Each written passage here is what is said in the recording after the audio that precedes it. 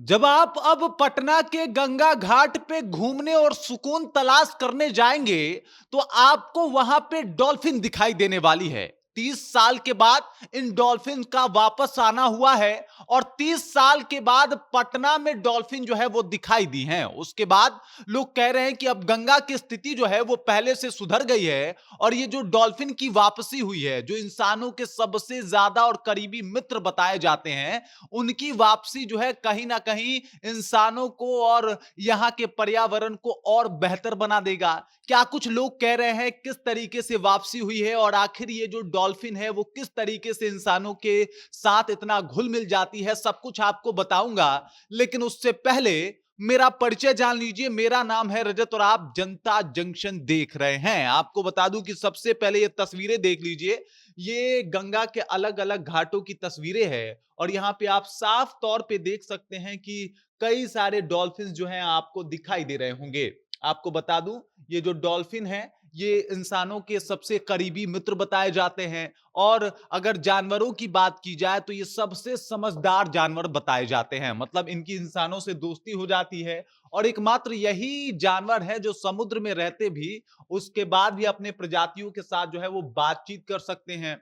कुछ साल पहले तक ये डॉल्फिन जो है वो गंगा से बिल्कुल विलुप्त हो गई थी, गंगा में देखने को नहीं मिल रही थी। लेकिन अचानक से 70 डॉल्फिन जो है वो काउंट किए गए हैं गंगा नदी में, वो भी बिहार के अंतर्गत जो आती है, चाहे वो भागलपुर इलाका हो या फिर पटना का इलाका हो, हर तरफ जो है ये डॉल्फिन देखे जा रहे हैं। आपको बता दूं, इन डॉल्फिन की वापसी बता रही है कि गंगा की स्थिति जो है वो पहले से बेहतर हो रही है और जो एक डॉल्फिन बचाओ अभियान चला था वो एकदम से कारगर साबित हुआ है। अब गंगा में भी डॉल्फिन जो है वो दिखाई दे रही हैं। इन डॉल्फिन के बारे में माना जाता है कि इंसानों के करीब बहुत जल्दी आ जाते हैं, इंसानों के साथ दोस्ती हो जाती है और जिस इंसान को ये एकदम से उनकी मित्रता में आ जाते हैं, जिनसे ये मित्रता कर लेते हैं, उसको वो भूलते कभी नहीं हैं। मतलब जब तक ये जिंदा रहते हैं तब तक उस इंसान को याद रखते हैं और तब तक उस इंसान के एक बुलावे पे अगर उस पानी में वो रहेंगे तो एकदम से आ जाएंगे। आपने हॉलीवुड मूवी में देखा होगा कि किस तरीके से डॉल्फिन जो है वो इंसानों के साथ दोस्ती रखती है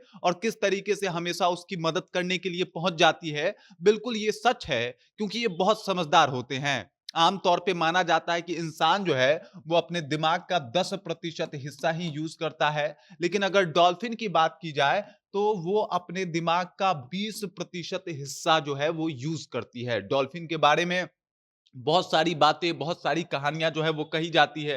अगर डॉल्फिन की साइज़ की बात की जाए तो यहाँ पे जो गंगा में पाई जाती है वो तो छोटी डॉल्फिन होती है, लेकिन ओरका नाम का एक डॉल्फिन होता है जिसका वज़न जो है वो 10,000 किलो तक हो सकता है। मतलब आप समझ जाइए कि वो डॉल्फिन गंगा नदी में नहीं बल्कि समुद्र में पाए जाते हैं और वो यहाँ पे देखे नहीं जाते। लेकिन गंगा नदी में जिन डॉल्फिन की वापसी हुई है, वो डॉल्फिन जो है वो कहीं न कहीं पहले गंगा में खूब मात्रा में पाए जाते थे। लोग आम तौर पे भी इस मछली को देखा करते थे, लेकिन बाद में धीरे-धीरे करके जिस तरीके से गंगा का जल प्रदूषित हुआ और जिस तरीके से इनके शिकार हुए, गंगा से बिल्कुल ये लुप्त हो गए। मतलब गंगा नदी में ये दिखाई देने बंद हो गए थे और आज लगभग 30 साल के बाद जो है, वो डॉल्फिन की वापसी गंगा नदी में हुई है। लोग इसे देख के खुश हैं। इंसानों के काफ़ी करीबी माने जाते हैं ये डॉल्फिन। इंसानों के दोस्त बताए जाते हैं और इंसान भी इनसे खूब प्यार करते हैं, इंसान भी इनके साथ जो है वो जल्दी कनेक्ट हो जाते हैं।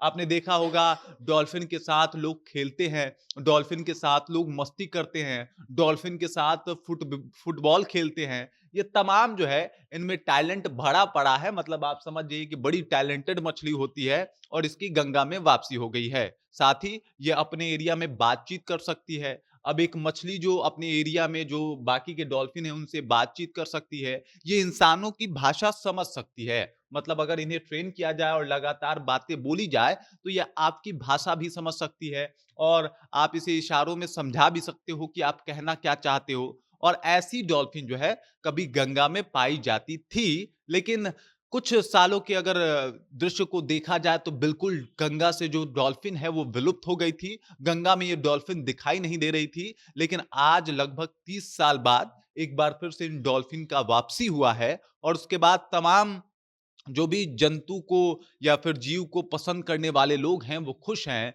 कि अब जब वो गंगा नदी को देखने जाएंगे, घाटों पर बैठ के कुछ अपना प्यारा सा एक वक्त बिताएंगे और सुकून की तलाश करेंगे, तो उनके सुकून में चार चांद लगाने के लिए उनके पास डॉल्फिन जो है वो मंडरा रही होगी। बाकी डॉल्फिन को लेके आप क्या सोचते हैं? आपके जहन में इनके बारे में क्या कुछ जानकारी है? आप इनके बारे में क्या जानते हैं? और क्या कभी आपने डॉल्फिन को बिल्कुल देखा है अपनी आंखों से? तो कमेंट करके अपना विचार जो है हम तक पहुंचा सकते हैं। बाकी आप देख रहे हैं जनता जंक्शन और मेरा नाम रजत है।